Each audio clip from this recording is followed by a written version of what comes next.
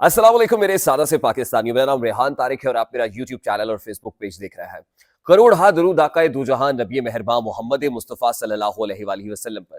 इस दुआ और इस उम्मीद के साथ इस व्लॉग का आगाज करते हैं कि अल्लाह रब्बुल इज्जत इस मुल्क के फैसला साजों के दिलों में सादा से पाकिस्तानियों के लिए नरमी पैदा कर दे। इंतखाबी मार्का यानी मार्का हको बातिल में अब 3 रोज बाकी रह गए हैं। मैं ये ऐसा क्यों कह रहा हूं इसको एक्सप्लेन करूंगा आगे चल के। फौज सड़कों पे है, मैंने अपनी आंखों से देखा है, वो मनाजिर जो मैंने देखे हैं मैं आपके साथ शेयर करूंगा। इंतखाबी धांधली का बड़ा मंसूबा पकड़ा गया है और आज ही कप्तान ने एक अहम पैगाम अपने कौम के नाम जारी कर दिया है। वो अहम पैगाम क्या है, उसमें क्या इंस्ट्रक्शंस पास ऑन की गई हैं और बलूचिस्तान के अंदर हर किस्म की इंतखाबी कैंपेन के ऊपर, रैली के ऊपर, जलसों के ऊपर पाबंदी आयद कर दी गई है।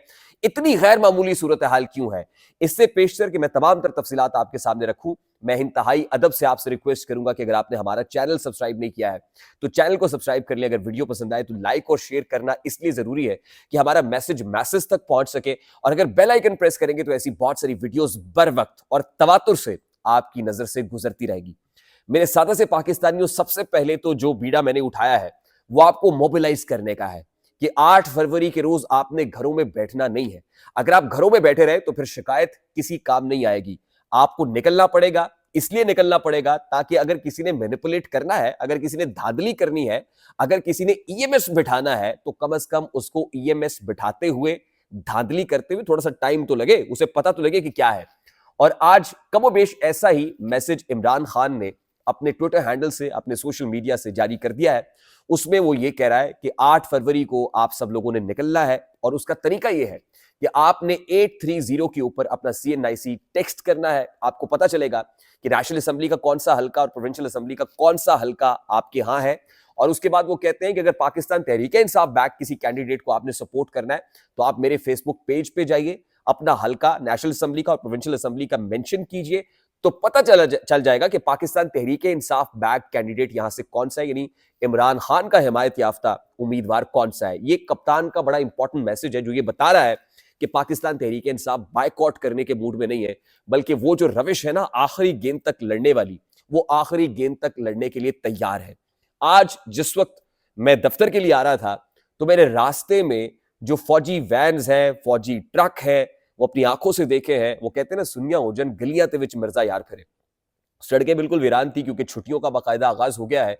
और मैं क्योंकि सूबाई दारुल हुकूमत लाहौर में हूं तो यहाँ बहुत से लोग जो दफ्तरी मसरूफियात के लिए आते हैं, रोजमर्रा के कामों के लिए, वो वापस चले जाते हैं अपने घरों को, और उन्होंने जाहिर है वहां पे वोट कास्ट करना है। सड़कें खाली थी और खाली सड़कों के ऊपर जो फौजी गाड़ियां हैं वो मौजूद थी, उसमें एहलकार भी मौजूद थे, जो ये बता रहा है कि फौज ने अब जो तीसरे टीजर के अंदर मौजूद होगी, पहले में पुलिस होगी, दूसरे में रेंजर्स और एफसी होगी, तीसरे में फौज होगी, तो फौज ने प्रैक्टिकली मोर्चा संभाल लिया है। फौज सड़कों पर आ गई है, हर किस्म के मामलात से निपटने के लिए फौज सड़कों पे है, पोलिंग बूथ के बाहर होगी। और मैं आपको बार बार बता रहा हूं कि उस दिन क्रैकडाउन भी हो सकता है। क्रैकडाउन उन लोगों पर जिन्होंने खासतौर पर फौजी तनसीबात के ऊपर हमला, और एक इल्जाम है कि फौजी तनसीबात पे हमला किया गया, और उस मामले के ऊपर एक बड़ा क्रैकडाउन भी हो सकता है। जो लोग अभी तक छुपे हुए हैं मंजर आम पर आएंगे तो हो सकता है कि उनको उठा लिया जाए, कुछ भी हो जाए।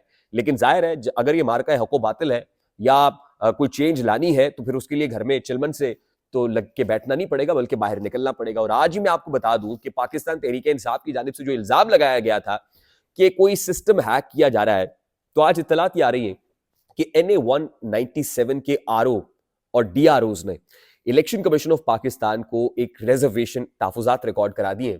और वो तहफुजात ये हैं कि जो EMS सिस्टम है उसके अंदर जो पोलिंग स्टाफ है उसका डेटा अपलोडेड नहीं है, रिकॉर्डेड नहीं है। फिर जब पोलिंग स्टाफ की तरबियत हो रही थी तो कहा यह गया कि जो EMS है वो इंटरनेट के बगैर भी चलेगा। यानी बहुत बड़ा कंसर्न ये होता है ना कि अगर कोई ऐसा सॉफ्टवेयर है जो इंटरनेट से चल रहा है तो इंटरनेट डिवाइस तो किसी वक्त भी हैक की जा सकती है, कहीं भी किसी भी जगह से डेटा को एक्सेस किया जा सकता है। कहा गया कि इंटरनेट ड्रिवन नहीं। जब उसको खोला गया तो पता ये चला कि इंटरनेट के बगैर तो ये चलती नहीं है, और इंटरनेट के बगैर नहीं चलेगी तो फिर मामला कैसे चलेंगे। फिर कहा जी इंटरनेट दें। तो जवाब क्या आया? जवाब बड़ा इंटरेस्टिंग है। जवाब यह आया कि कोई बात नहीं, अभी नहीं चल रही, 8 फरवरी को चलेगी। 8 फरवरी को चलना शुरू हो जाएगी, यानी 8 फरवरी को मतलूबा इंटरनेट भी मैसर आ जाएगा, वो इंटरनेट के बगैर भी चलना शुरू हो जाएगी, खुद ही चलना शुरू हो जाएगी। कोई ऐसी कोई बाबा शुफ शुफ उसके ऊपर फूंक मारेंगे और वो EMS जो है ना, यानी इलेक्शन मैनेजमेंट सिस्टम, वो चलना शुरू हो जाएगा। अब जो भी चलना है आप चलाएंगे तो चलेगा, मैं आपको बताऊं। अगर आप नहीं निकलेंगे तो फिर ऐसा नहीं चलेगा।